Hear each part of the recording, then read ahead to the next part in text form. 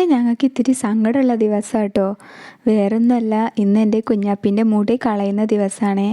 ഈ ഒരു video edit ചെയ്യുമ്പോൾ തന്നെ ഞാൻ പോലും അറിയാതെ എൻ്റെ കണ്ണ് നിറഞ്ഞൊഴുകയായിരുന്നു കേട്ടോ. കുഞ്ഞാപ്പിൻ്റെ ആ ഒരു പഴയ മുടിയും ആ പഴയ ആ ഭംഗിയും ഒന്നും കാണില്ലല്ലോ എന്നുള്ളൊരു സങ്കടമായിരുന്നു കേട്ടോ എനിക്ക്.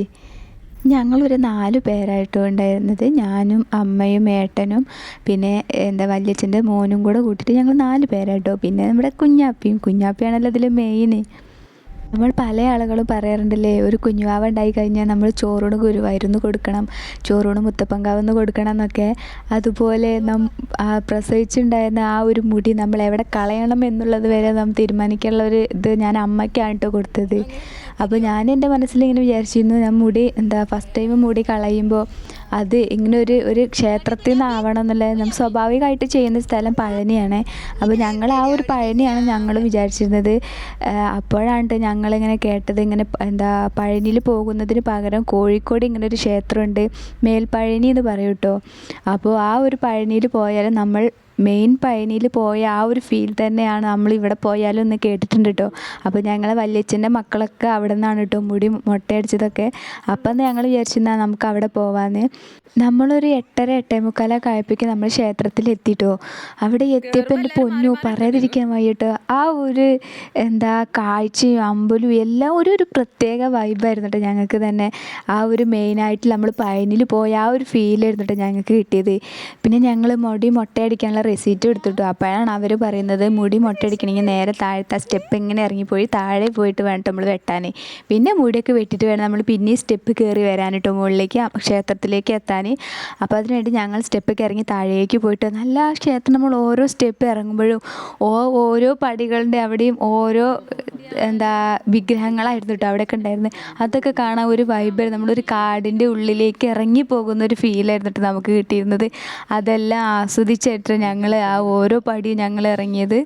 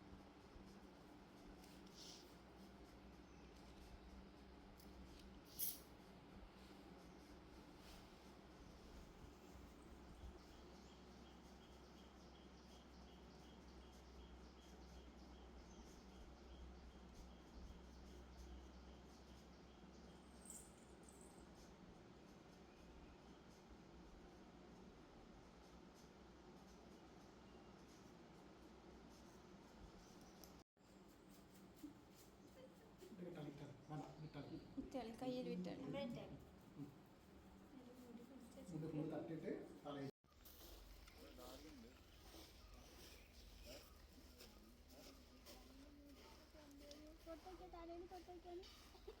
മതിയമ്മ.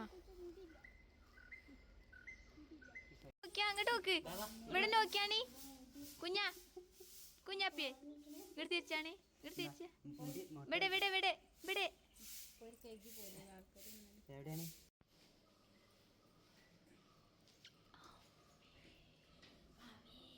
പാമ്പിന് പാത്തിച്ചാളി.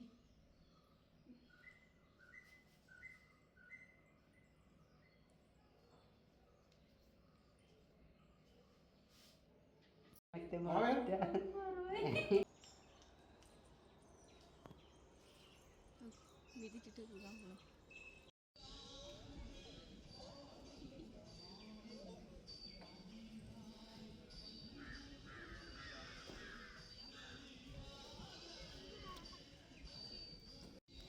മുട്ടക്കുട്ടി മുട്ടക്കുട്ടി മുട്ടക്കുട്ടി മുട്ടക്കുട്ടി.